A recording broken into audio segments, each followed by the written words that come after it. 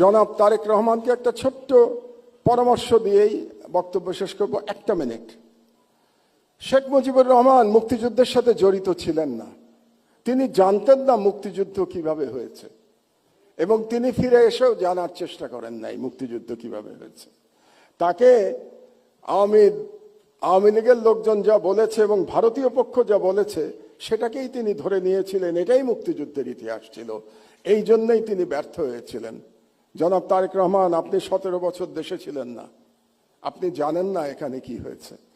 আপনার বিশিষ্ট লোকজন আপনাকে যা বলেছে এটাই আপনি শুনেছেন, এবং এখন যারা মিডিয়ার নতুন বন্ধুরা আপনাকে যেটা বলছে সেটাই আপনি শুনছেন, এবং সেটাই আপনি মনে করছেন এটাই বাংলাদেশের 17 বছরের ইতিহাস। বাংলাদেশের 17 বছরের ইতিহাস এটা না। সেই ইতিহাস আমি বর্ণনা করব ভবিষ্যতে যদি আপনি এরকম কোনো অনুষ্ঠানের আয়োজন করেন এবং সেই অনুষ্ঠানে আমাকে 15 মিনিট সময় দেন।